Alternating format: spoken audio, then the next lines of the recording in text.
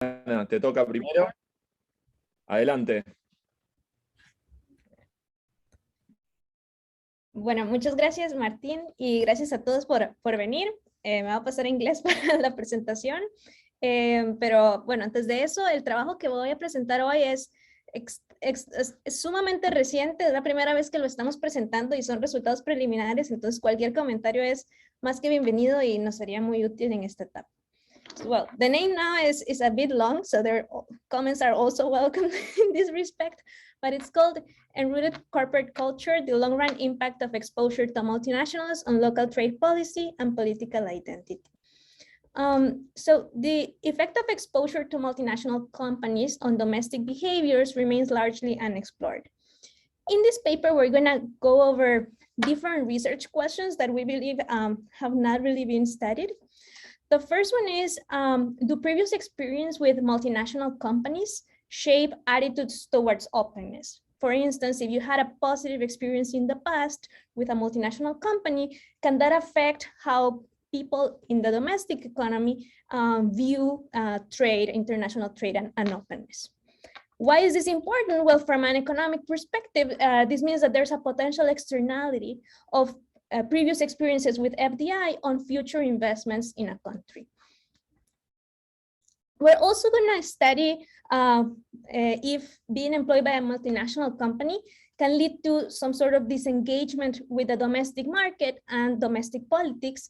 In particular, for instance, because if your well-being and your employment depends on what happens in other countries, maybe your attachment with the domestic economy goes down.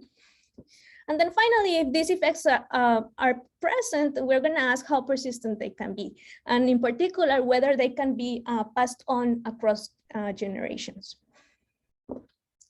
So these are usually pretty hard questions to answer. And so the setting where we're going to study them is pretty unique. So the first part of the setting will have to do with the United Fruit Company.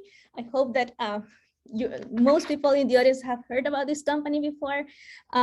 So this was one of the largest multinationals of the 20th century. It was an American company with headquarters in Boston. And in particular in Costa Rica, where my analysis is going to take place, the United Fruit had a very large land concession that was actually 9% of the national territory, where it was the only employer from 1899 to 1984. The company employed quite a large number of people, 7% of the Costa Rican labor force on average throughout this tenure. And as we studied in our previous paper, the company had a positive and persistent effect on living standards. So this was a very large multinational company, American company that was operating in the country for many years and with which Costa Ricans had a relatively positive experience. Okay, so after setting this stage, we're going to leverage on detailed georeference data that we have on voting for different episodes. So in particular, we're going to see voting between 1986 and 2010 in terms of presidential elections. I'm going to give you more details on the geographic detail that we have later. But besides presidential elections and outcomes on presidential elections, we're going to study a very unique episode that happened in Costa Rica that is very related to trade. In particular, in 2007, Costa Rica puts a free trade agreement to a national referendum, something similar to Brexit in that everyone in the country who was a citizen and was an adult could vote yes or no with only one question on the ballot. Do you want the trade agreement between Costa Rica and mainly the US?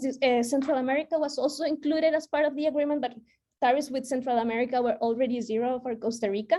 So it was mainly a trade agreement between Costa Rica and the US. So people could vote on whether they wanted this agreement to be approved or not. There was very high participation. 59% of all eligible citizens actually went and voted. And this was a very close vote. 50% of people basically voted in favor, and the agreement was finally approved by a tiny margin of 1%.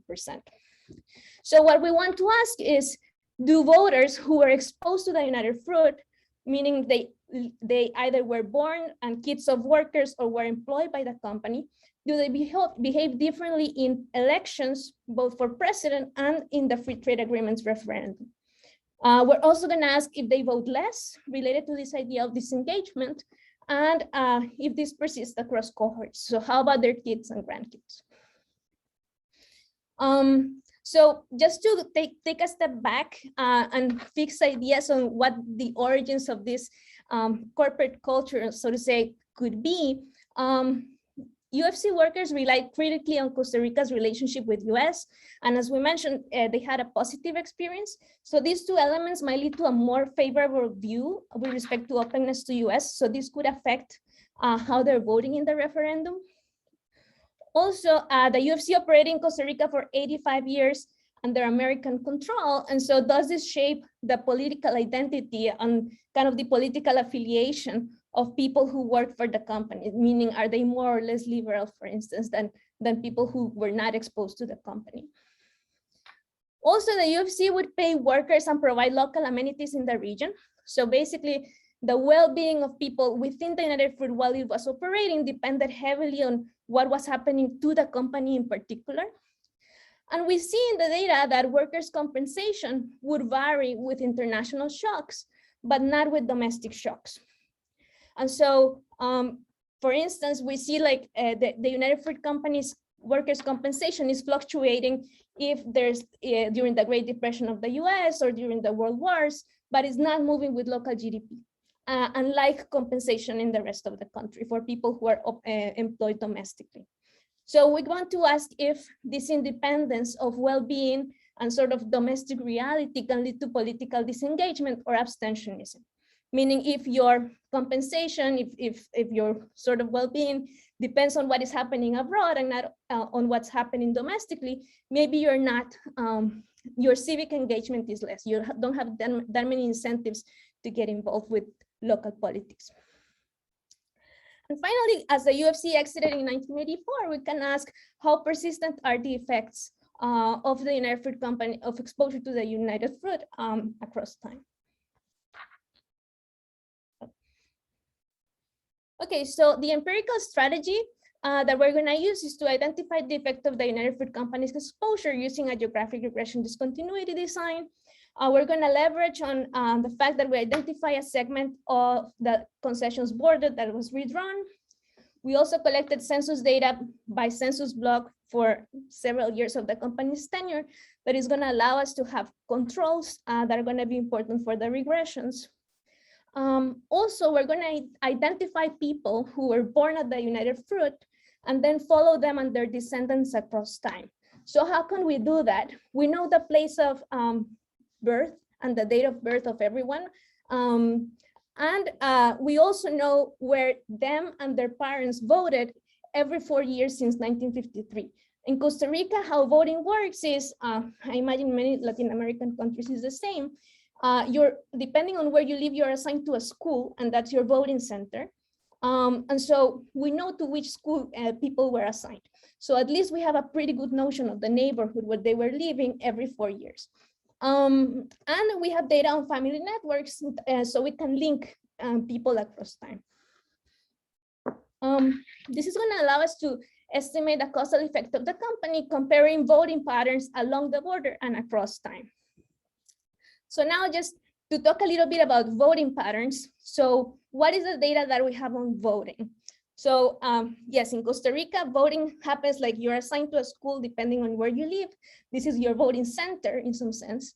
And then within the school, you're assigned to a classroom that is going to be kind of your voting booth, depending on your last name. Every voting booth has on average 500 people. And so what we're going to be able to see is how each voting booth voted. So the share of people that voted, say, yes or no in the referendum or for a particular president in the presidential election. And we will also know the identity of each person who voted in that group. So we don't know individual votes, but we do observe votes by voting board. So these groups of 500 people, we will know who they are. And so we will know where they were born and when. We're going to be able to follow them kind of across time, and we're going to be able to follow their family network. And this is also going to allow us to have controls using data from Social Security on average wages, who's your employer, what's your age by board. Okay, so this is something like a figure that might be familiar for some of you. So identification strategy, we're going to compare outcomes of census blocks just across the United Fruit Company's border to identify the company's effect, with the issue being that the line assigned to the company that you can see in black was in general not random. It coincided with areas that were flatlands and close to coastal areas. And so this is going to be something that is going to include noise into our regressions. And so instead we identify an exogenous line assignment, given that the concessions contract was not precise about what its northern boundary was going to be. And so in 1904, very shortly after the land assignment, there was a legal dispute and the concessions were subject to revision. And the border was redrawn in a way that we show in the paper is as good as random and led to balanced characteristics on both sides. So we'll have this like better identified border segment that then I'm going to show you coincides with the results in the entire boundary. Okay, so just to fix ideas, the United Fruit is founded early, like in 1899, many years before our voting data takes place, and lives in 1984. The referendum is going to happen in 2007. So people who, for instance, were born right when the United Fruit Company left are going to be around 23 years old by that time. So we'll have both people who are voting that have never, were not even alive when the company was there, and then people that were actually alive while the company was there. And people who maybe work for the company for 10, 20 years. And then we'll have this voting data that is going to start right after the company leaves and go until 2014. Diana, just a heads up that there are 5 minutes left, including time for questions. So I have to go very fast. So the regression that we're going to run is on the left-hand side, we're going to have the share of votes of a voting board. Depending on what we're looking at, this could be votes in favor of the trade agreement. This could be votes in favor of a liberal president, for instance. Then we'll have a dummy that is 1 if the centroid of the voting center, meaning the school, is inside what was the United Fruit. So this is going to allow us to capture the effect of just like the United Fruit Company area without a notion of if these people were alive or exposed directly to the United Fruit, because this happens many years after the company's exit.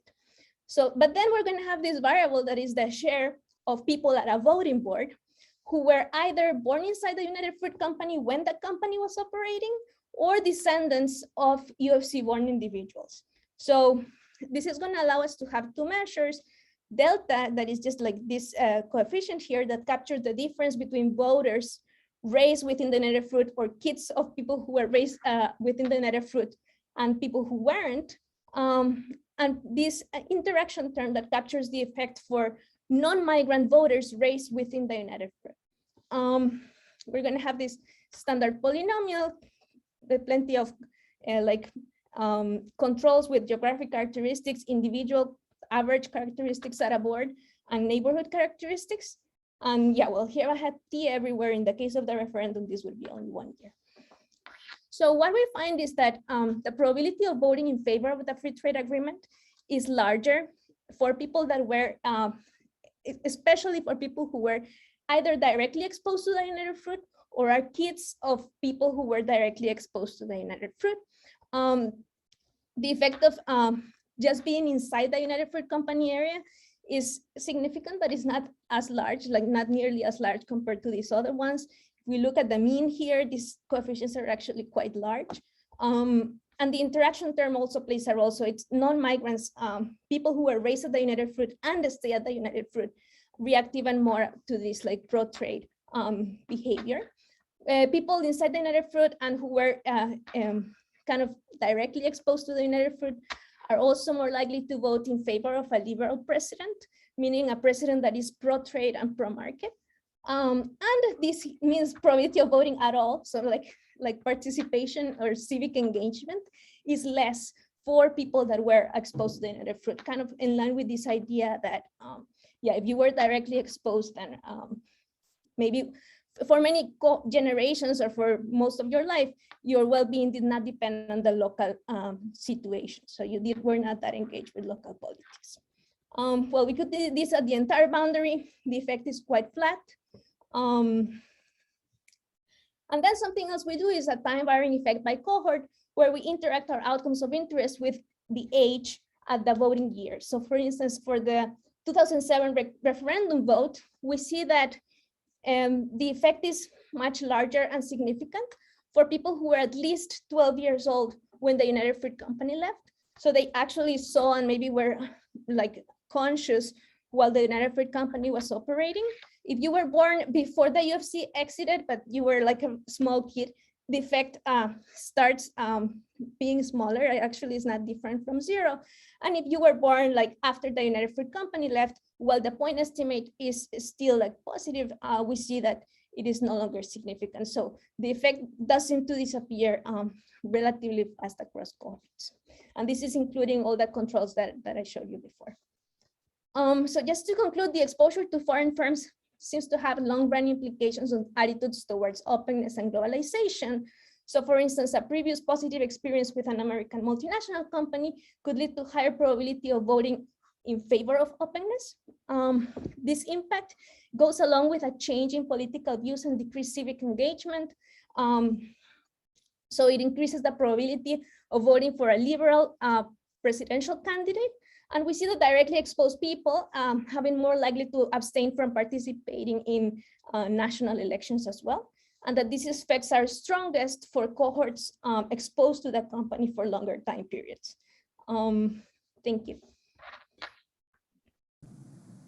Thank you, Diana. That was super interesting. And I know there are questions, but I am afraid that we are actually out of time, so as to be able to keep on the scale and get everyone their space. So I suggest that maybe we can keep the questions and comments running in the chat, but we keep on track and move to the next presentation, which is LACEA. LACEA, adelante. Hello, everybody. Let me do this. There we go. Okay, so if you are in the gallery view, just pin it so it's big.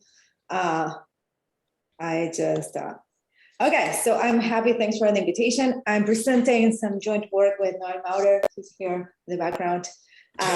So he will yell when I say something is wrong. So that's his style. So this is joint work with Noel. And basically this paper is about forced labor institutions in Peru and the persistence of their lack over time. This is a very, very well-informed audience. I'm not going to bore you with the details about the persistence literature because you know that there's good persistence, bad persistence, unexpected. We have all the flavors in the ice cream shop. But if you don't know anything about this, just I'm going to ask you to download this paper because it's pretty awesome, if I can say so myself. So let's get to business because I don't have much time and I'm already feel that I'm just talking to you like I said we're on cocaine. So what we're just looking at in this paper about forced labor in Peru, and we just think of forced labor like in the way the literature thinks about it, that labor institutions come in a spectrum, free wage labor as as we kind of see it today. And then we have chattel slavery on the other side of the spectrum. And there are two main views that emerged on this literature. One that we see long-term effects of forced labor and they're bad. And then others that claim that agents can adapt and these institutions evolve over time. So what we find, so I tell you now so that this is in your brain while I'm just going through all the evidence that I'm going to throw you at the speed of light, is that we find that yes, forced labor institutions were bad, we're not challenging that, and they had negative effects, but these effects just faded over time and fading within the colonial period. We find no effect on post-colonial outcomes, and we argue that there's challenges. These institutions were challenged by indigenous people and they changed their shape or form over time, and people were able to evade and avoid these forced labor obligations overall. So I'm going to give you a very brief historical background, so brief that I'm ashamed of it, but so that you have the basics. We're just looking at two main institutions, a third one that is related. One is the infamous MITA. This was labor that was drafted to work at the really horrible mines of mercury in Huancavelica, and the mines in Potosí, that is in Peru, is in Bolivia today. This was an institution that was adapted from Incan times, and that the Spanish repurposed for in order to secure labor to these mines. Then we have the encomienda, that was an institution that was exported from the Iberian Peninsula and was adapted differently throughout the colonial lands. And basically this institution granted, the crown granted settlers the service of indigenous people. They supposedly had to educate in the Catholic faith, and this as in return, they just would, the settlers would get labor from the indigenous people and tribute. And that's the third institution that we look as well, that as subjects of an empire, the indigenous people had to pay tribute, and that could be paid in kind or in silver and gold. So these are the three main things that we're looking at in this paper. Lots of data, just looking at the slide gives me PTSD about all the data I've put together. You can look at the paper or ask me questions about it. Yes, some of the sources were really hard to read, but that's why we just do economic history to torture ourselves, I guess. So let's go to the empirical strategy. So what we do is actually we exploit the institutional arrangement that existed in terms of forced labor throughout Peru. As you can see there in the map on the right-hand side, we cover the whole territory of Peru from Tumbes to Puno. And the interesting thing is that not each settlement that you see in the little dots were subject to the same type of labor institutions. Some of them were subject to the MITA, some were subject to the encomienda only, and some were subject to both, the double whammy kind of thing. So what we ask is, in our empirical strategy, if the presence of a forced labor institution had an effect on a variety of outcomes. These outcomes are tributary population, that is what we could observe in colonial times, tribute, education, and land access overall. So what is important for you to remember is that there are some settlements that are actually affected by forced labor institutions, some of them are not. The ones that are not, it's not that the indigenous people were just roaming free, they were just in encomiendas that they belong to the crown. And because they belong to the crown, they were not subject to a labor service overall. So let me show you the first results. This is the bread and butter OLS results with a bunch of controls, clustering, and all of the all the bells and whistles that econometricians like. I'm not an econometrician, so but I just try to do stuff. So what you see on column 1 is that the presence of this institution actually led to a decrease on tributary population. This result is robust, but just look at columns 2 and 3. This effect is concentrated in the earlier colonial period until the early 17th century. And when you see that from the early 18th century onwards, we don't see that this forced labor institution had a bite on their settlements. And you're going to say, but endogeneity, right? Because that's what happens in econ talks. So yes, that is a social scientist, painting their existence. So we try to dispel your endogeneity concerns, because you're concerned about my endogeneity problems. I'm really sure that you are. It's personal. It's very personal. So we just try to do it 4 ways. We just use narratives. So we read history. Because we respect our historian friends. Then we just look at the possibility of equalization of extraction, because it could be that some settlements, just negotiated to get out of the forced labor, but they paid extra tribute. Then just we do the canonical IV approach, and then in case you don't believe in our instrument, or you don't believe in instruments, because hey, you can be a skeptic, then we just do the selection of unobservable exercises. So I'm going really fast, so let me breathe. Okay, let's go. Okay, so number 1, strategy 1 and 2. narrative. So maybe you say that, hey, you know, selection, maybe the crown got the better encomiendas because the crown, right? But if you look at, you know, and you just study I'm going to get serious about this. So the encomienda system, as it was applied in colonial Latin America, and just in particular in Peru, the encomienda was a kind of a controversial institution because on one hand, the crown wanted these lands to be settled. But on the other hand, it's like, hey, I want you to settle them, but just don't get too comfy there. So just, you know, I don't want you to have too much power. But the encomenderos got a lot of power. So there was a lot of pushback from the crown to actually restrict the impact of the encomienda system. And so the crown tried to restrict the duration and also tried to get some of the encomiendas reverted to the crown, which happened later on.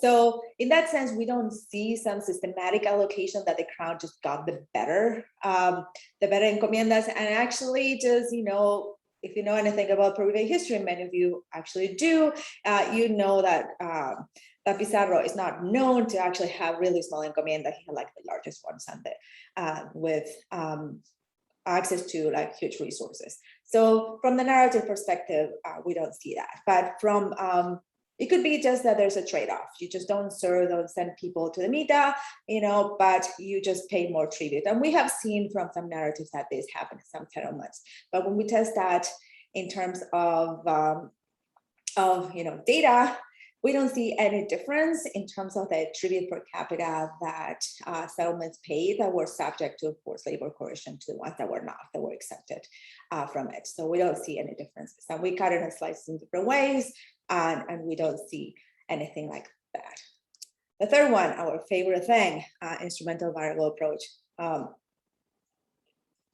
not sure if the cool kids are still doing IB, apparently some of them are. So we need an instrument, and luckily history gave us an instrument.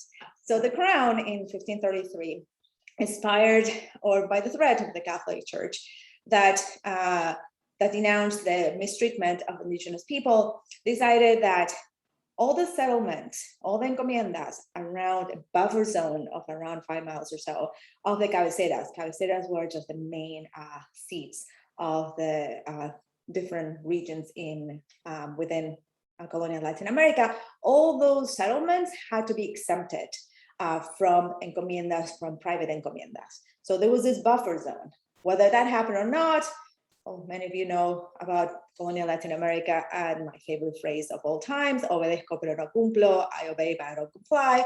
But supposedly this was like what the crown said. So what we did is like drew like those little buffer zones that you can see there and just classify that, you know, those settlements there as suppose they would not suffer to, they were not subject to labor coercion because the crown said so. Okay, and when we just created an instrument, we find that our results during colonial times still hold. Now you're going to say, well, you talked about persistence. All the persistence stuff is not about colonial times. You know, where's the meat about that? So I'm going to tell you in 1 second. So I forgot the fourth strategy because I have more stuff to convince you about endogeneity. So we did is just selection of unobservables. This whole idea is that how we are concerned about omitted variable bias. So omitted variable bias is just, you know, maybe you're not considering some things that could actually be driving your results. So we just did this exercise, and the omitted variables should be like 5 to 6 times larger than what we observe in order to do away with OLS results. Then we just like went a step further, and we said like, hey, let's impose more explanatory power. So we just increase the R squared and see whether the results still held, and they did. The coefficients are a little bit smaller, but they survived the Oster test. Here we go. So what about longer term stuff? So we find nothing, a bunch of nothingness. So we have literacy rates started in the late 19th century. We cannot do earlier than that because Peru didn't bother to do a good census before that. And then just like some observations in terms of land access, we don't find that communities that were subject to labor coercion were just doing differently in that sense than the ones that were exempted from doing when they were imposed in colonial times. But you can say, well, maybe you're just like compare apples to oranges. The Mita was terrible, was horrible. People were just had to, migrate to other places in order to work in the mines. It disrupted agricultural cycles. It disrupted, fertility. It was just really, really onerous. And encomienda, well, yes, you have to work, for the encomendero, but maybe just around, the area. So you're just, mixing things that are not the same thing. So, okay, fine. But so we just basically, what we did is run the same things that I showed you before, but just looking at whether that community was subject just to Mita. And basically we find the same kind of behavior. Yes, being subject to the Mita or to Mita and encomienda was bad, but these results were only just binding until the early 17th century. Then the results fade away. So we don't see anything like that. So, how am I doing? I think I'm doing okay. So we claim that we have a mechanism. So, and this is supported by historians that have studied the population migration, etc., during colonial times. We think that this is a question of labor force obligation avoidance and an evasion. One of the main characteristics during this period of time is huge migration out of the original communities. This was not costless. An indigenous person that left his, generally his male home community, just lost access to land. So this was not a decision that had to be taken lightly. So, but we see like really huge migration movements throughout Peru. And this was also, aided by the expansion of the colonial economy, just because it was growing and there were other possibilities for people to earn their keep outside the encomienda system.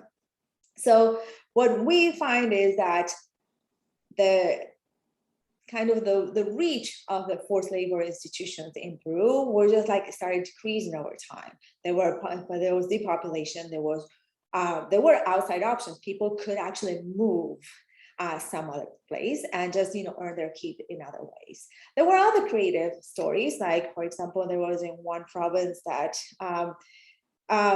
there were baptisms that were disproportionately female, because if only you're male, you had to serve in the Mita or the encomienda labor obligation.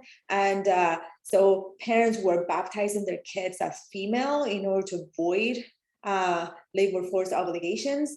There were just also negotiation, paying extra tribute, or just, plain old rebellion. So there are many mechanisms through which, this institution actually did change, and that explains this lack of persistence over time. So overall, because I would like to hear what you have to say about this, just so we try to convince you that forced labor coercion in Peru was changing, and even though it had deleterious effects, these effects were all not long lasting. We only see it in the first part of the colonial period that it had a negative effect in population growth. But later on, we don't see any difference between communities that were treated with labor force obligations with the ones who are not. And we try to do our acrobatics in order to show you that this is not endogenous, but overall, our paper is contributing to the literature of persistence, and also in terms of taking into account how institutions can evolve and how people have agency and try to adapt to conditions and just try to make do with what history dealt to them. Thank you so much. And I'm going to breathe now again. Thank you. That was fascinating, and I am very impressed that you managed to cover several centuries and so many results. I guess that the not breathing helped, but that was very impressive. So that actually leaves us 6 minutes for discussion. Yes. I have questions, but I don't want to impose. I see Felipe has been patiently waiting, so go ahead. No, that was from the last one. So I mean, the one comment I had in this one, because I think that the results moved a bit fast, was the differential results on earlier population density. Like if you could just expand a bit on those, I thought that those were super interesting. But I mean, I didn't want to interrupt you on that slide, but if you can just comment on that. Okay, so this you're talking about? Okay. Yeah, yeah. Oh, yeah, so I have control of all population density. So we control for that, for initial population density. So, you know, though there are regional fixed effects in order to take into account the differential effect of, you know, of the plagues in the different areas. Is that what you're referring to? No, no, no. I'm just trying to understand the Yeah. results. So the dependent variable is population density, right? No, it's total population. But this today or in that given time? That is colonial times. Okay, okay. So like you have a negative impact of some institution Yeah. on earlier population density, but that breaks down by like the 1740s. I'm Exactly. correct? So Okay.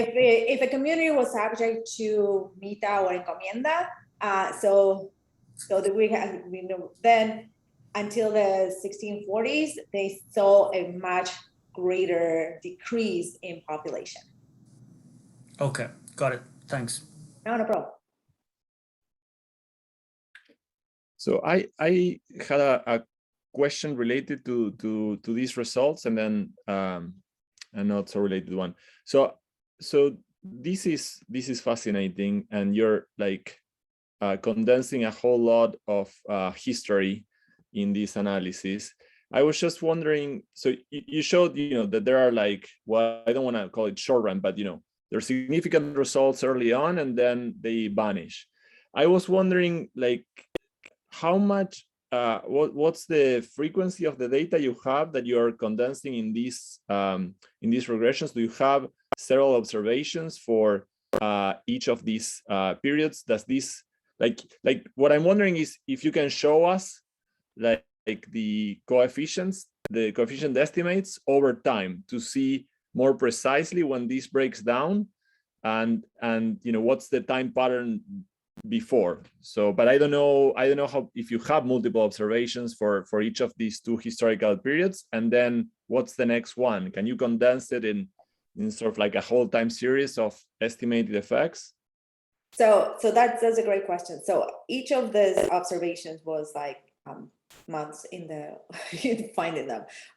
So basically I have like 4 main buckets, right? So I have so I have buckets of around the 1570s. I have buckets around the 1620s. I have buckets of around the 1740s and buckets around 1790s. Why I say around, because the crown will send someone to count population, and it will take them years to go through the different settlements. So I just, you know, I don't have a really nice annual data series because it just doesn't exist. So each of the observations is just like, you know, finding it. And there were periods of time where just there was no data or just it got lost. So it's just like basically 4 main. You're pulling together all the observations you can find, and you're controlling for period fixed effects to account for that. Yeah. Okay, let me ask you one other question. So the mechanism that you have in mind is that there were sort of like adaptations to this, that the reason why these oppressive institutions didn't have lasting impacts even within the colonial period is that people sort of like adapted and managed to cope in ways that neutralize those initial early effects.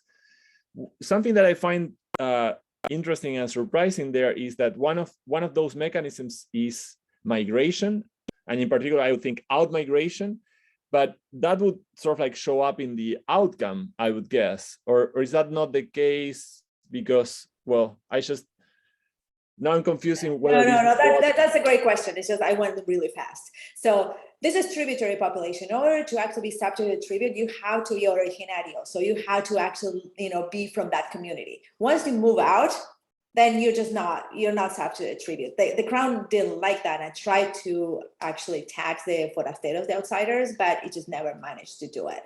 So that is why you would not actually pick up those people that would migrate to the other communities. So they were just kind of invisible for tax purposes and, you know, in terms of tribute. Thank you. Okay, so we are actually right in time to move to the next presentation. Thanks again, Leticia and Noel. If anyone has further comments or questions, feel free to keep those running in the chat window. We're gonna now let Eduardo start his presentation. Please, adelante, Eduardo. Gracias. So first of all, thank you guys to the committee. I mean, this is a super cool conference and set of papers. And it's really nice to be presenting on this topic actually to people who are familiar with religious festivals and Catholicism. So really looking forward to hearing your guys' comments. Okay, so this is joint work with Dean Yang at the University of Michigan, and it's titled Religious Festivals and Economic Development, Evidence from Catholic Saint Day Festivals in Mexico. And so the motivation for this comes because religious festivals are actually super prevalent worldwide, and societies tend to spend a lot of money celebrating these festivals. And development economists have been a bit puzzled about kind of their effects and why do people spend so much money on them and how does this affect broader outcomes. There's been a bit of an argument about how these festivals might affect things like economic development and social outcomes. Some people argue that they could be beneficial if these expenditures then lead to more social capital, more feelings of tightness. There's a downside though, because they might be detrimental if these expenditures are crowding out other kind of longer run investments. So people have had these arguments, especially in anthropology, for the case of Latin America, about how these festivals might have been good or bad for development. And so of course, well-identified estimates of how religious practices affect long-run development more broadly are pretty difficult to obtain. In many places, the religious festivals are clearly not assigned exogenously. They develop kind of endogenously based on local traditions and cultures. The other thing is that a lot of festivals often affect an entire country at the same time. So everyone in the same country celebrates it at the same time. So it makes it a bit hard to isolate what's going on here. But what we do in this paper is try to investigate the impact of one specific religious festival that was imposed by outsiders on local populations in Latin America, which are these Catholic Patron Saint Day festivals. Looking at the case of Mexico, in particular, we kind of exploit two features of the setting to try to get at some identification here, which is there's a lot of variation within Mexico on when each municipality or town celebrates its Saint Day festival. So as you can see in figure 1, subfigure A, there's a ton of variation across the country. The other thing too is that there's a lot of variation on like the planting and agricultural seasons in Mexico. So this gives us variation on how costly festivals might be. And so trying to disentangle these two channels of their benefits versus their kind of downsides. And so the idea here is that we're going to compare municipalities that have agriculturally coinciding festivals. What I mean by that is those are festivals that occur at peak planting and harvest periods to those without. And so these festivals are in some ways more costly. Potentially they have more of this crowding out effect. We kind of want to understand what happens to these places in the long run to try to isolate this long run channel. So just let me go over a preview of the findings in case I don't have time to finish everything. So the first question is just how does festival timing affect development across Mexico today, kind of in the long run? So we constructed this data set of all the patron saints across Mexican municipalities based on archival and interview-based records.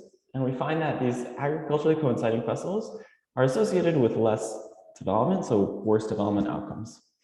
But then the interesting question here is what are the mechanisms for this, right? And so what we argue when we find some evidence consistent with this is that these festivals, since they crowd out agricultural investments, this leads to lower agricultural productivity that kind of over a long run leads to less structural transformation, lower agriculture, and less development. So while the effects might be small in a given year, they compound over time. But they also show that these festivals have important benefits, especially on things like social capital and religiosity. We find that they lead to higher social capital because they happen in time periods when people in particular really enjoy having these festivals. And so we argue this may help explain why planting and harvest season festivals continue to persist despite their economic potential downsides. And so it's trying to bring a fuller picture into the impacts of these festivals and not just focusing on development outcomes, but also how they affect things like cultural norms and things more broadly. And so we contribute to, I think, 3 literatures, which is one, the impact of festivals kind of on long run development. There's been some cool work on short run effects, but a little on like long run effects. The second is this topic on religion and social capital, and especially this literature and development about why people spend so much of their income on festivals and what are the consequences of that. And then broadly, just the comparative development of Latin America. There's a lot of really cool work on this topic. Catholicism is super important in Latin America, and so we're just trying to contribute to one aspect of Catholicism and how it affected development in Latin America, building off ethnographers that had these arguments that there's a lot of negative effects of these Saint Day festivals. Okay, so just let me give you some background on these Catholic Saint Days in Mexico, and then how they were selected across municipalities, because that's kind of important for identification, before going into some of the data and the results. So these are yearly celebrations that occur in Catholic countries, but especially those influenced by Spanish culture. So not just Latin America, but think of like the Philippines. And it's usually dedicated to a saint or virgin who's determined to be the protector or the patron of a given locality. And so hundreds of saints have their kind of Saint Day festival spread throughout dates on the calendar that are set by the Catholic hierarchy in the Vatican. So, oh, they didn't update this. But for example, if today were April 30th, that would be St. Pius's Day. And so according to the Catholic Church, the saints are believed to protect people and by extension their community. And so there's positive benefits to having a big festival, leads to more protection. And these Saint Day festivals historically were actually a critical part of effort to convert local populations to Catholicism. And the idea here is that they became quite popular because they kind of naturally commingled Spanish and indigenous religious elements. So for indigenous societies, going to like a mass was kind of a bit not super fun, but things like dancing and having these parties were easier to kind of mix in different elements. And historically, they were quite big. They lasted over 3 days with a lot of dancing, a lot of processions, sermons, and a communal meal. And so historians noted that these festivals became one of the most important activities of municipal government, where these municipalities were spending up to 75% of their annual income on these festivals. And there was so much expenditure that it actually led to government limits on how much municipalities could spend on these festivals, because they called these excesses of the festivals superfluous and vicious. But what this led to is something actually quite interesting for the case of especially Central America and Mexico, is that it led to this formalization of the mayordomo system, or also known as the cargo system, where a set of households that rotated every year would assume responsibility for organizing and financing the annual festival. And this brought a ton of respect to within the society, but also involved financial expenditures. And these expenses were fixed by custom, and then also were invariably high. So high sometimes that there's accounts that villagers were forced to sell parcels of land just to finance these expenditures. And these kind of continue today in some places, a bit less than it used to, but to give you guys a sense, so each mayordomo would spend about $2,000 for the Patron Saint Day Festival in Santiago de Tepec, or over 50,000 as a whole set of mayordomos just on food. So we're talking about like pretty big expenditures for these places. And so anthropologists became really interested in understanding the system and its persistence. And they kind of have this quote that I think is like interesting for economists. They would talk about how this is an economically irrational behavior because poor peasants spend considerable time and money sponsoring these fiestas. So they were kind of also puzzled as economists, have been in recent years about these systems. And it actually led to a lot of arguments that these were imposed festivals that were repressive and abusive. It was a way of like the Spanish keeping people poor in these areas, especially Harris. And then there's a broad debate on that I won't get into, but it's very interesting. And so these festivals continue to be, quite important in some places, and they often cost over $10,000 per community, even today. And the natural question here is, how were these saints chosen? So in Spain, of course, this was like an endogenous process where they could choose their own saint. But in Mexico and Latin America, a lot of them were typically established by the Spanish colonizers, often centuries ago. In fact, Columbus, one of the first things he did when he got to, the New World was actually set up a town and select a saint. And at least for the case of Mexico, there were 3 main ways that these saints were chosen. The first is based on the military conquest states. The second is similarities between the saint and community characteristics. And then the third was similarities between saint and indigenous cause characteristics, but I'll talk about that a little bit.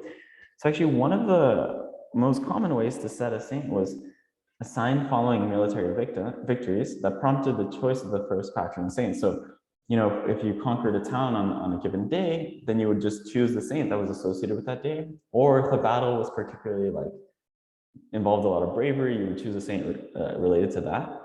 And actually, this is still a part of the celebrations today. This conquest is still kind of part of the memory of these Saint Day festivals.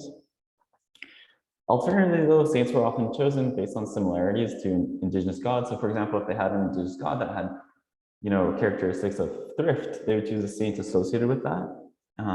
Other times, they were based on kind of characteristics of the town. So, like if they were good at cooking, they would choose a saint that's associated with cooking. But again, this is not really, we haven't found much evidence that this was chosen to be like strategically about the date.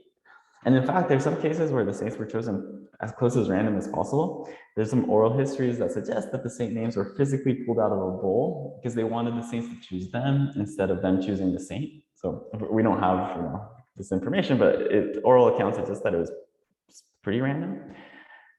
And so what we do here is we assembled like this data set from a lot of sources to try to understand when is the festival date for each municipality in Mexico.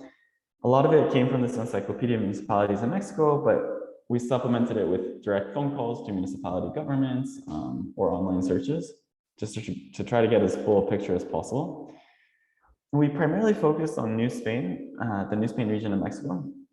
It's because this was the main administrative unit during the early colonial history. It was the region that was first conquered by the Spanish, so it provides, you know, plausibly these were a bit more random saints. But we show results for all of Mexico, just in case, for robustness. And so this is the New Spain region. These are areas that primarily relied on agriculture. And the nice thing here is that maize was actually the main crop, so it simplifies the analysis.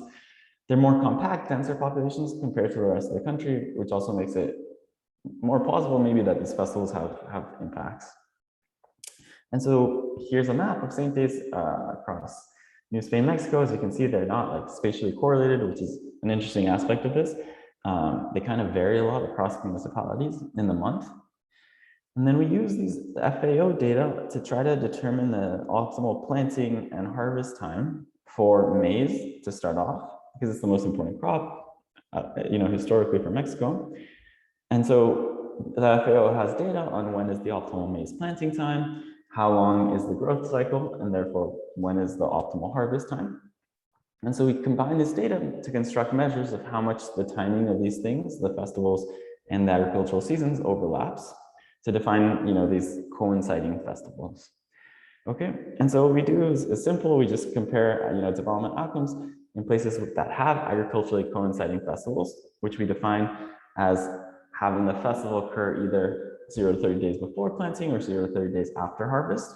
And I'll talk about that a little bit. Why? We include things like state fixed effects and a ton of controls.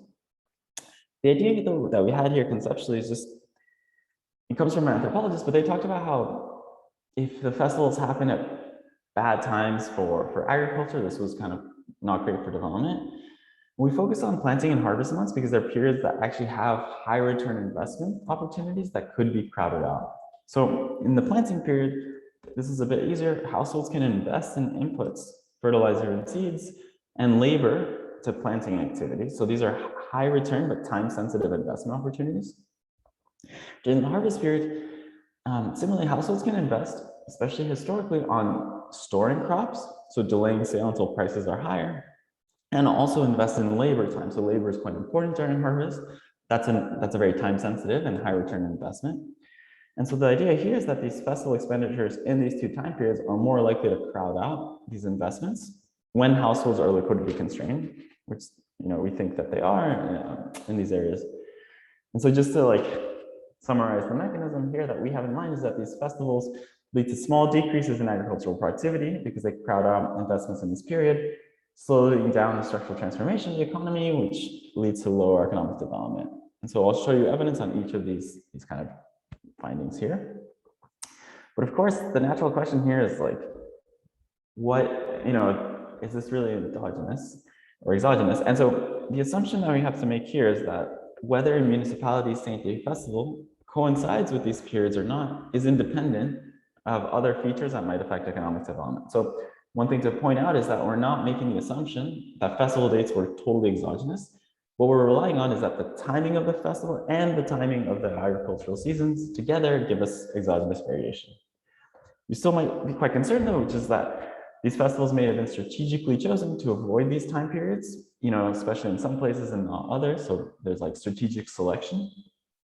The second thing is that perhaps there's imbalance. So municipalities with coinciding festivals might just be different than other ones. So we do 2 checks, for each of these concerns.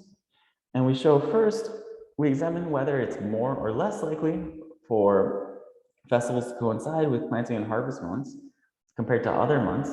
And so we find no evidence on this. They're kind of as good as randomly distributed throughout the calendar. So it doesn't seem like there was strategic placement. We also show that municipalities with coinciding festivals are quite similar on really important like geographic characteristics or colonial characteristics to places that don't have these coinciding festivals, suggesting that they were kind of similar to start, it's just that some happen to get these coinciding festivals. So let me turn now to the results. To look at kind of outcomes, we focus on just 2 main outcomes. Just look at household incomes, that's pretty easy. But you might imagine like, well, that doesn't capture all aspects of development. So we also construct this index of economic development using things like education, literacy, other things like that.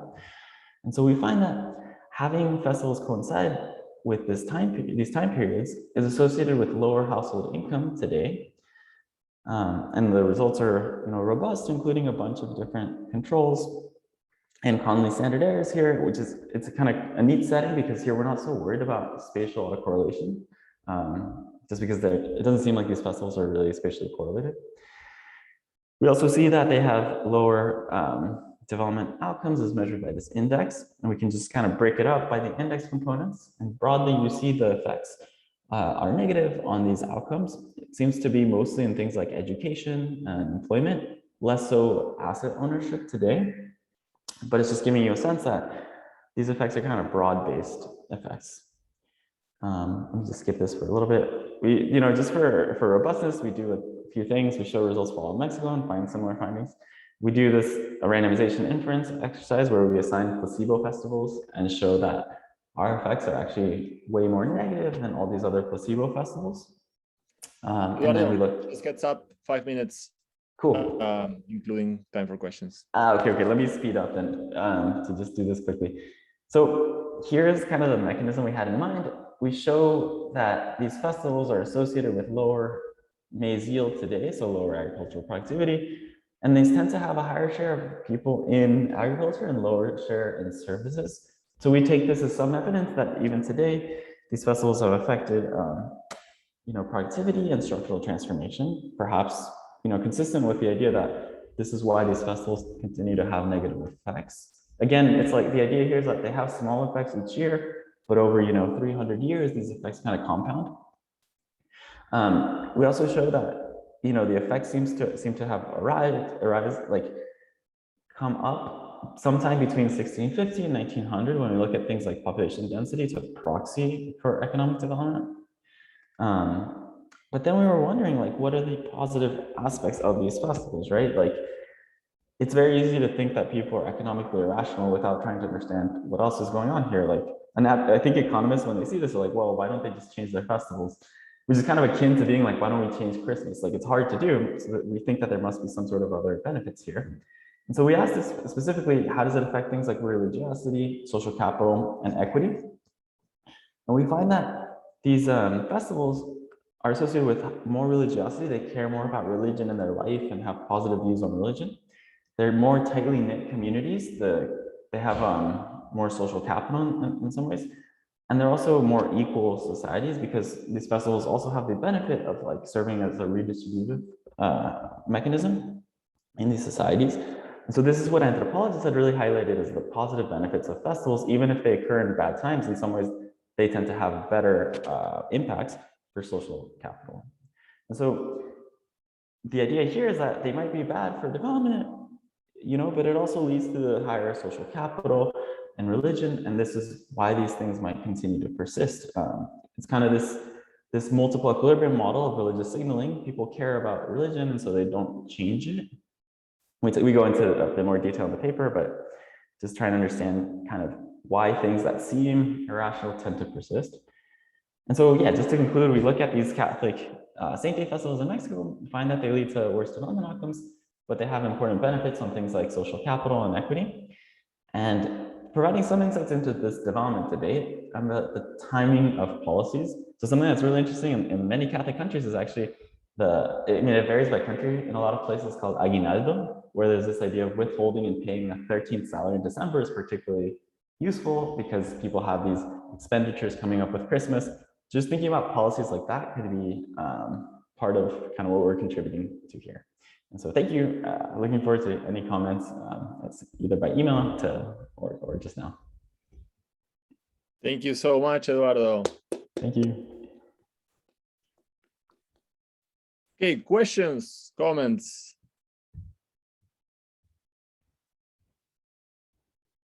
I answered all of them on the talk, so. No, I had to go very fast. So. Yeah. Go ahead, Felipe. Yeah, I was wondering if you had like some heterogeneous effects, like it's pretty bad for, I don't know, 80% of the sample or 90% of the sample, like, and if it's good for anybody, like, let's say if it's exactly timed, is that still bad, or do you see any heterogeneous effects? It's a really interesting question. I like that suggestion a lot. We haven't really looked into that. And I'll have to think a bit more carefully, like what are like interesting heterogeneity margins. Like something we could look at is like if you're closer to major markets and you don't rely as much on agriculture, like maybe the negative effects aren't there as much. Something we're thinking too is like if you have more access to credit, perhaps this reduces the liquidity constraints, and we won't find as big findings there. So yeah, so definitely do that. We haven't done that too much. Yeah. Hi, Jenny, I have go a quick ahead. question. Oh, sorry. Oh, sorry, Alex. I think Jenny was first. So, sorry, but you're up next. Jenny, go ahead. Thank you. Eduardo, great, very interesting presentation. So my question is about, I know you take the whole month of the festival as a festival, etc., but it seems like a little bit large considering that the fiestas are generally, yes, they're greater than 3 days, but they're no more than a week or so. So it could be that the fiesta is after the harvest, so you're really taking the proceeds of harvest and spending them, which is a different mechanism from what you're saying.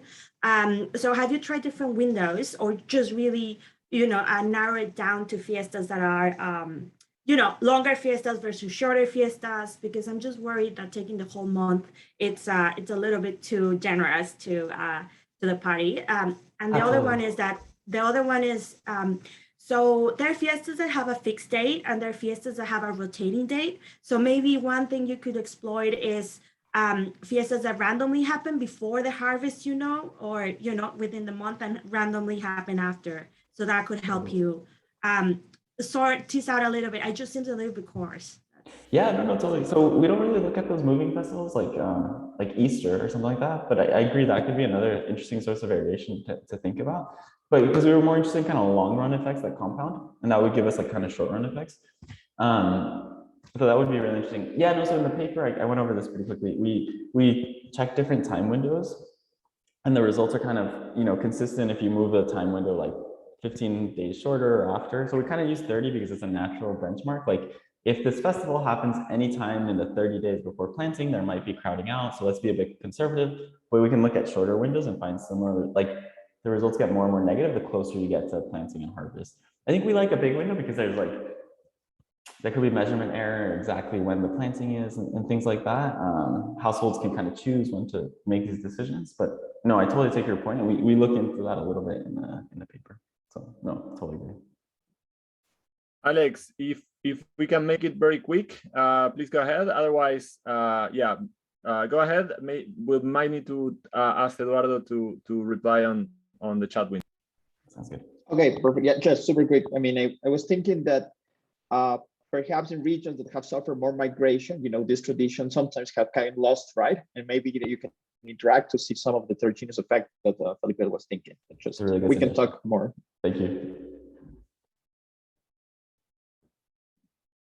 Okay, thank you so much. Let's move on to our last presentation. Jenny, please go ahead. Thank you. Oh, that's not what I wanted to share. There we go.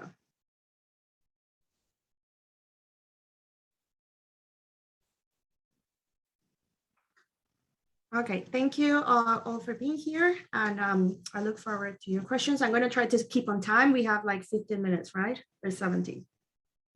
Okay, so this paper is entitled Segregation Legacies. It looks in Mexico too, and it's with Edgar Franco Vivanco, who is at the University of Michigan. So the motivation from this paper comes from the, this wide prevalence or widespread acknowledgement of a large geographic segregation along ethnic lines in several contexts. This is not just one thing in Latin America, but actually might be visible in other settings. And by geographic segregation, we mean the disproportionate presence of a particular ethnic group or a particular minority in a given space. Based on this fact, the literature has generally looked at things like individual preferences, for example, to be with people of their own group, or some individual liking for their own similar people. And the other explanations have been to focus on what's called top-down policies, things like displacement, just purposefully placing groups in certain areas, generally done by institutions or by the state. So what we want to do in this paper is look at the presence of geographic segregation of indigenous groups in contemporary Mexico and try to link that to activities or to a strategy of avoidance that indigenous groups were starting since colonial times, and that has persisted to today. So what we call strategic avoidance is this idea that indigenous groups would purposefully adapt, to talk a little bit, to follow up on Leticia's paper, so a form of adaptation to the tax collection activities of the colonial state, of particular officials, alcaldes and corregidores, and that has a direct bearing on the patterns of segregation that we observe today.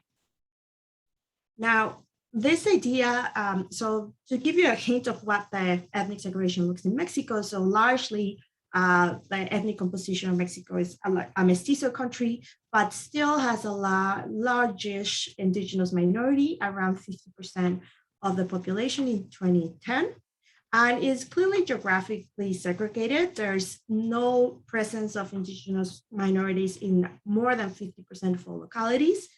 And for those that have some indigenous presence, you see that it has a largely bimodal distribution where a number of localities have very little indigenous segregations, whereas a large number of them have larger shares of them. So this is roughly what the state of the distribution is of these groups. Now, clearly there's been often held, and has been held as self-evidence that the colonial experience, especially colonial state, has had something to do with it, and popular culture, and it's a perception that that is the case. And this paper is not going to say it's not, but it has been unclear which aspect of colonialism would drive this segregation.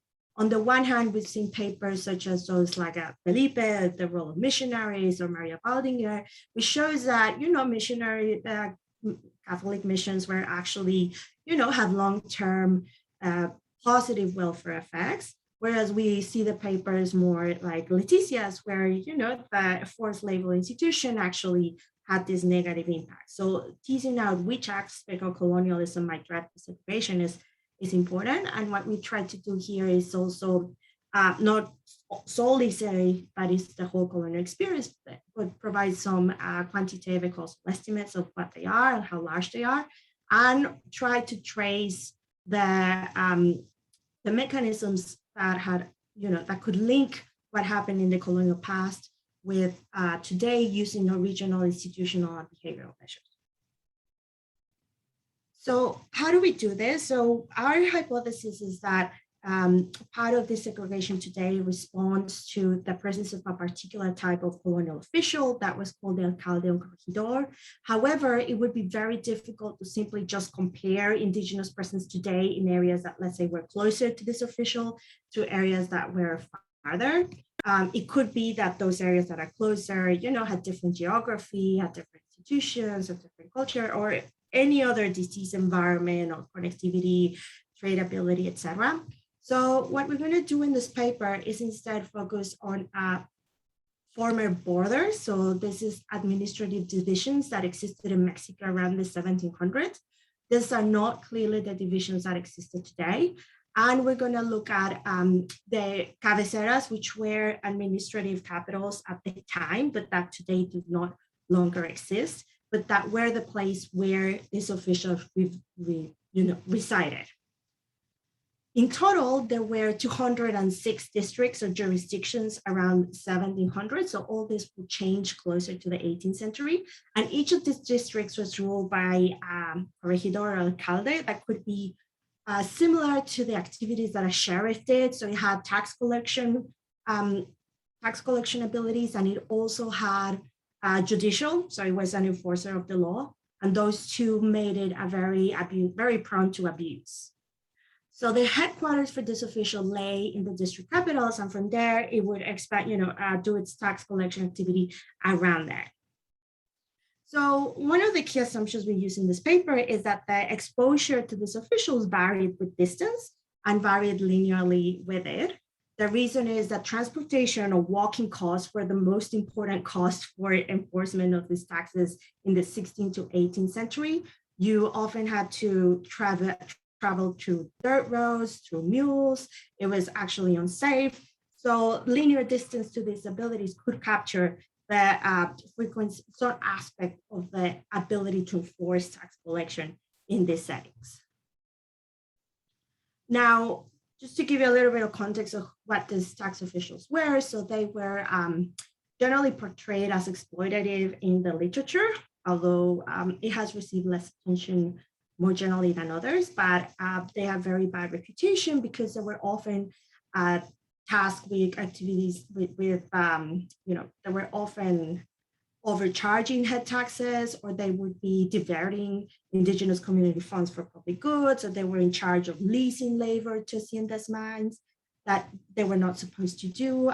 They were also engaged in a practice called repartimiento, which meant selling merchandise that would be generally cheaper in capitals, but they will buy it and resell it at a markup, so a sort of monopolist within their own district. Now, what we do in this paper is then look at where these cabeceras resided. For example, here we have District A, and this is District B, and we have the headquarters of the corregidor of District A here, and the headquarters of corregidor in District B here. And what we're going to focus is on the relative distance of very close localities, but that belong to different jurisdictions at the time. So our relevant variation is going to be the difference between this distance and this distance itself. And across Mexico, just in the right-hand side, you can see close-up of the type of localities we're looking at. We are only focusing on those bordering localities that are going to be 20 kilometers from each other, but that belong to different jurisdictions in the 1700s. The key reason why we do this is that obviously these cross-border localities are going to be very similar to each other. They're going to share a lot of geographic traits, including soil, disease environment, the national and state institutions will be similar, including their access to markets. And we show in the data that that is the case. We see very little differences in these fundamentals across these localities. So in that sense, how far where each of the localities could be seen relative to your neighbor could be seen close to random in those cases. So to estimate these effects, what we're going to be looking at is differences in, let's say, outcomes such as share of indigenous population, but other mechanisms as well, as a function of the difference in the distance of each of those localities to their respective cabeceras. So in this case, the outcome of locality I, let's say the share of indigenous population minus that of the neighbor J, as a function of the distance of I to its own headquarters from the distance of J to its own headquarters, including as controls some altitude, latitude, longitude, and other distance, as well as a fixed effect for all the localities that are based in a pair of neighboring historical municipalities. So this would be inverse differences. And from our sample of 100,000 localities, we form 2 million pairs. So this is going to be a very large number of paired locality sample that we have, but there are 2 million unique pairs. That is, no single pair will have the same A and B localities.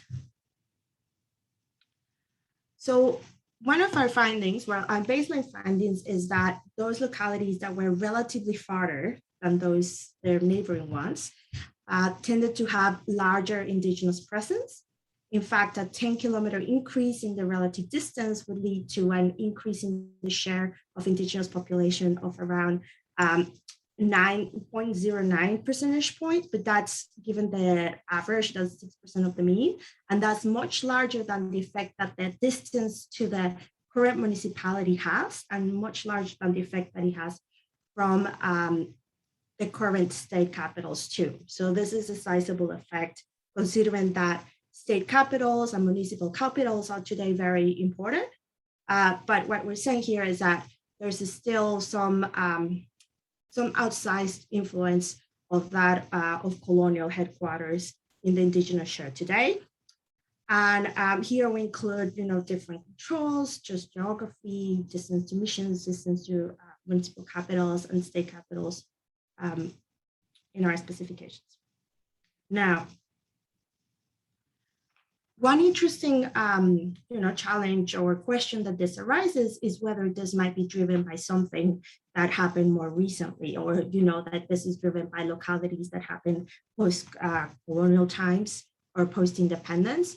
And what we find here using data from 15 to 48 is that the effect is even larger if you limit the analysis to localities that were already existing in our data in the 1600s.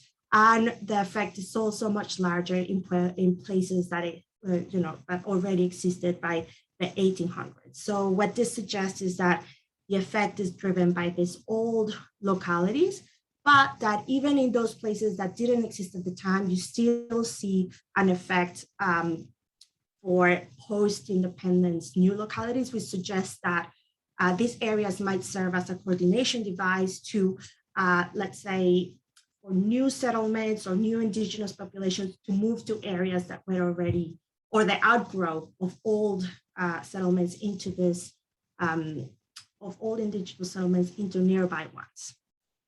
As an additional robustness, we look at split states, that is states that today are just one unit, but that in colonial times were divided. So we look at borders within those states that might have belonged to different jurisdictions. We include treatment covariates of some donut designs around the border, because we really don't know exactly where the border stands. We know that they belong to different jurisdictions, but not where that really resides. And we also limit analysis, let's say, to districts that have similar area to control for maybe big districts are different to small districts, and so on.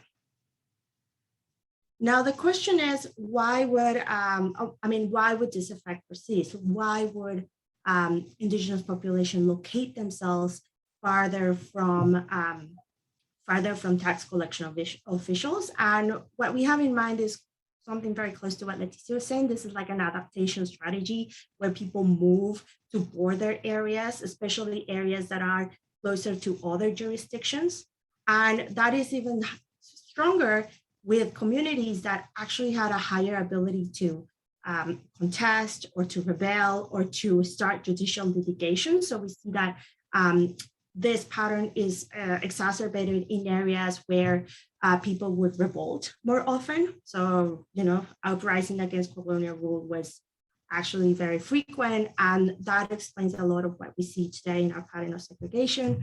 We use two different measures of revolt, one, the historical one used by Taylor, and an original one created by my co-author, Franco Vivanco.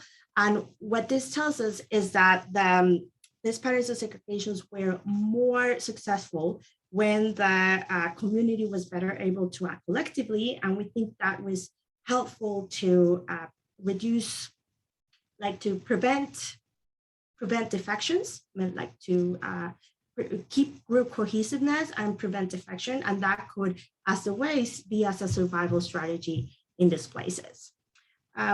We combine this evidence on mechanism with also other results on extraction potential. So one could think that this strategy is more important in places that have greater extraction potential, because you could, being farther from this official matters more when they're more greedy, for example.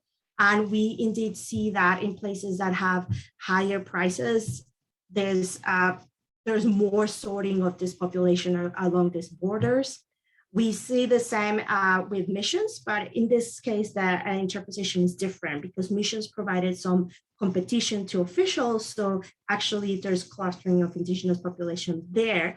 And we think that missions shielded the indigenous population from excessive extraction from the state. And we also see that in places that were more considered with higher rents, the indigenous population located themselves at a higher rate out of this long gone administrative borders.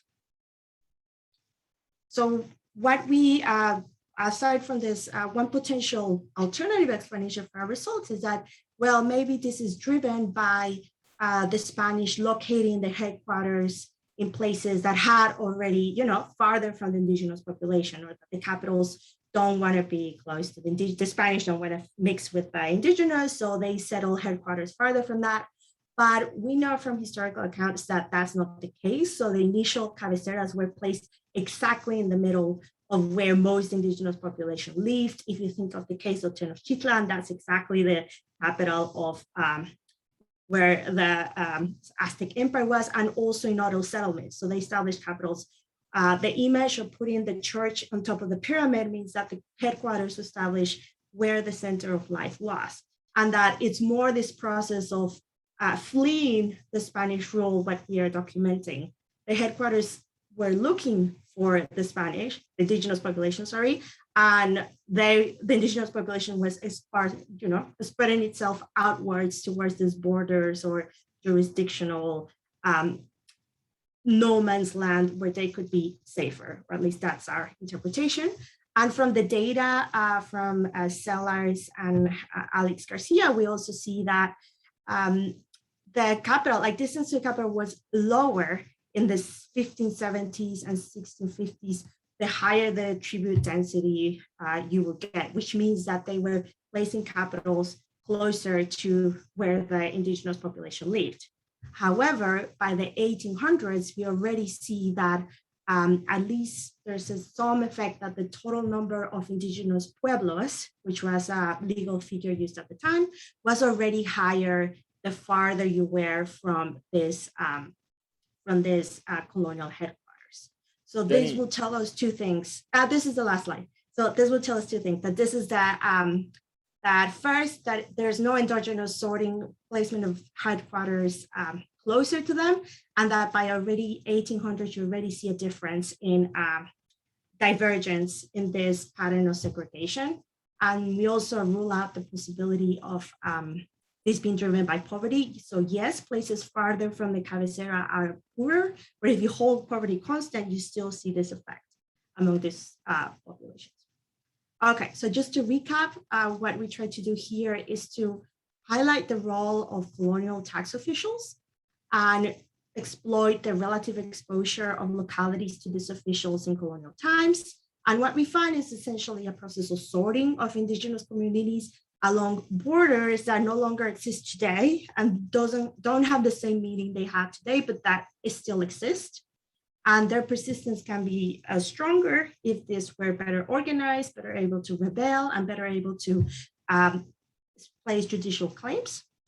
And that was probably optimal at the time for survival and for resistance, but it might still not be economically efficient today, given that the environment has changed so much. Thank you. Thank you so much, Jenny. Okay, we have a couple minutes or a few minutes for questions and comments for Jenny. And then I'd like to actually, so I need to apologize to Diana. Diana, I think I cut your time short. I'm so sorry. I think I messed up with the time.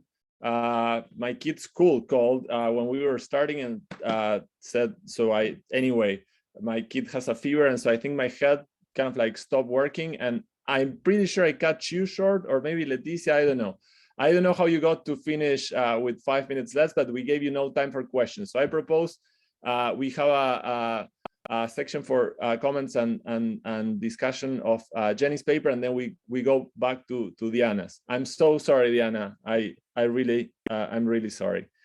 Okay, so questions or comments for Jenny? Yeah, so I was wondering, Jenny, if you can speak a bit to the stability of the cabeceras, because I imagine that this is kind of like a game where like the indigenous people are trying to flee and then the Spanish authorities are trying to catch them. So is that like also, is there much stability there, or they just say like, okay, these are the cabeceras and this is fixed? Like, I'm just curious. For this period, yes. I mean, they change. And then they will become intendencias, and then those cabeceras will stop being what they were and something else will come. So yes, for this period, yes.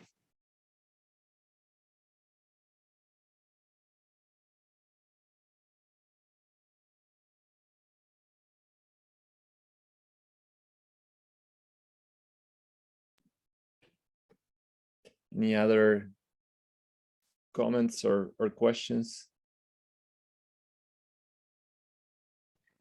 So I have a question for Jenny. So in terms of the mechanism, I mean, one option is, communities moving right away, but also, the mestizaje process, change different, right? If you are close to this Spanish place, right? I mean, it's more likely that there can be mixed people, and then of course less indigenous. So can you have some sense of that? I mean, because it's part of your explanation where like the resistance also, right? The strategy. But this could also be interacted with like the mestizaje process within. Right. So the question is whether there is less indigenous because there was more mestiza, like some just they adapt basically assimilated to the Spanish population, or well, mestizo population.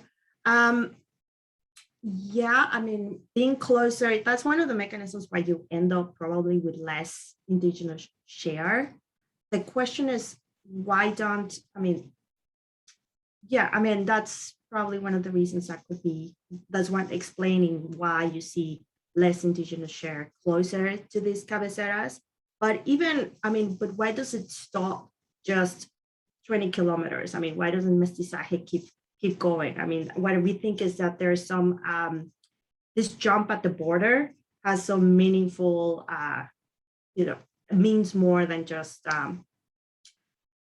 than being close to, let's say, one or another Spanish city. We think it matters because it captures this strategy of trying to locate yourself the farther you could from whatever it was. And moving across borders could have been a strategy to avoid taxing one place to another. So the fact that you find this jump means that this strategy to some extent helped them to survive if mestizaje was not their preferred option.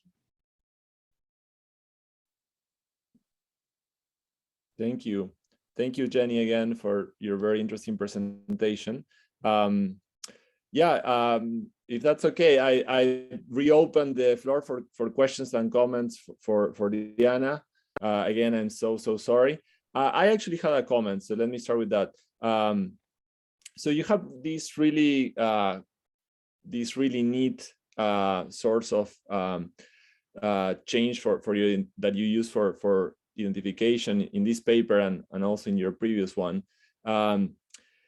which is the arguably random border. Now, one thing that I think it's interesting, and perhaps particularly in the context of these cultural and political outcomes, is whether you think that that these may be associated to any sorting patterns in terms of migration, even after the United Fruit Company stops operating. I guess it's plausible that there are some persistent differences associated to the outcomes that you showed in how different places make decisions about public goods provision and so on and so forth. And perhaps there's kind of like some cultural sorting where, you know, the people that are more pro-market, to put it bluntly, go on one side and the others go on the other. I just don't know whether that's plausible given the context, whether like local institutions are autonomous enough so that they could like go into differential patterns at the local level. Thank you, Martin. Yes. So right now, what we're trying to disentangle between people who kind of migrate and people who don't, in that we have measures of whether you are inside the United Fruit when the voting takes, like former United Fruit when the voting takes place. And then a different like variable is whether you were like directly exposed to the United Fruit, like you were there while the company was operating and you're still there. And so that allows us to see, like, or like if you were just raised, but you're no longer there. So we have like all of them together. And so that the largest effect is for people that like were exposed to the United Fruit and are still there. There's also like a smaller effect just of being up inside the United Fruit. Like if you did not grow up there, did not work there, but you migrated eventually there, there's some sort of spillover that we measure, but it's really small. Sometimes it's not significant. Yeah, and then like what you're saying could be interesting, and we could see it if we had individual level data on outcomes for the vote. But remember that what we have is the results by these mesas de votación, these voting tables. And so if like 1 or 2 or 10 people from the United Fruit migrated to another region, we could see at which table they vote, but they're going to be a very small share of the people voting at that table. And so there would actually have to be like a huge flow of migration for just to capture anything from there, because these are groups of on average 500 people. So yeah, as long as like these migrants are like a very small share, I don't think we'll have we'll be able to say something about that. But you can identify where they go. Yeah, we can identify where they go. Yeah, like I mean, the caveat here, and I think we're doing as much as we can given the data, but the caveat is that we're gonna know that you moved because we know where you vote every 4 years. And so yeah, so I would see you moving if I see you say voting at inside the United Fruit in 1 year, and then 4 years later voting at another place. Got it. Yeah, I just keep thinking that the data is so rich, and there's this dimension that maybe it's, you know, I'm interested in this. I've wondered about this in other contexts, but it seems like in your context, you have a very rich data set to actually look at whether like people vote with their feet or like move to different places depending on their cultural and political background. Yeah, anyway. Thank you. Any other comments or questions? And Martin, don't feel bad. I got lots of comments in the chat, so at least. But I'm sorry. When I told you had 5 minutes left, it must have felt like, what's going on? I thought, wow, I had so much more material than I thought. I have one quick question, comment. Oh, hi, Alex. Hi, Diana. How are you? Nice to see you. So I mean, we're talking about the chat. I mean, about this cohort difference, right? So I was thinking, what is driving these effects? I mean, if the United Fruit Company just, I mean, like people that were affected by the United Fruit Company just have some sense of gratitude, right? Or just, I mean, or if they truly became like true liberals, right? If they believe their political beliefs are truly changing. And that's why I was thinking like if these outcomes, or I mean, this difference from cohort may be interesting, because one way I can think is, you know, I became a liberal after the UFC experience, so I kind of transmit this to my kids, or, you know, the next generations, and that, you know, can have more persistent effects, right? Because now we're like truly liberal group, right? Instead of just some sort of gratitude that might disappear like in the next generation. So I mean, I was thinking on that. I mean, I don't know, what are your thoughts? Yeah, I mean, like, so we see that effects are statistically different from zero. If you were at least 12 years old when that company left, there's a literature on political science saying that between 12 and 16 is when when your political beliefs are formed.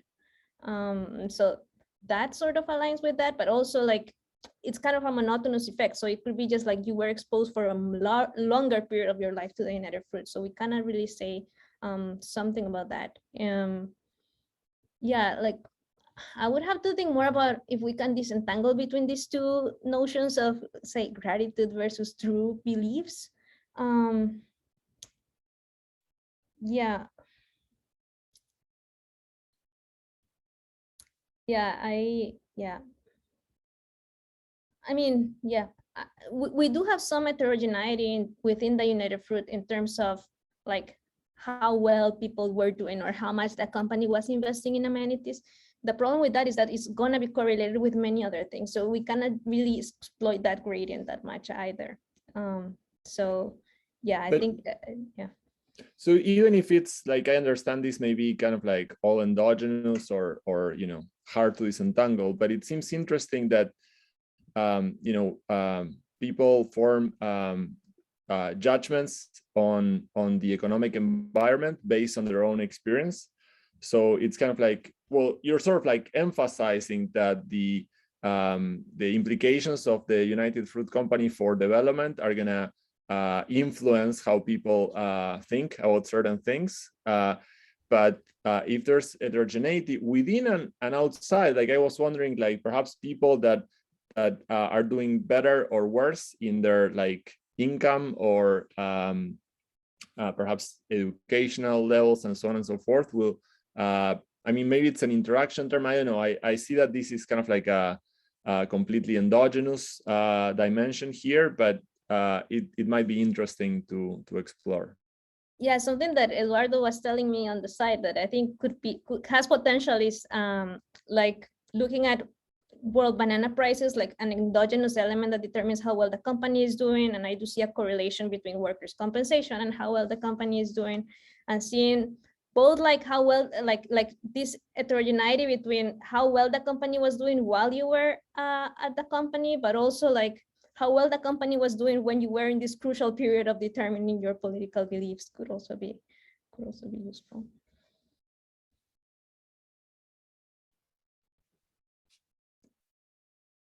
Okay, any other comments or questions for Diana or for anyone else?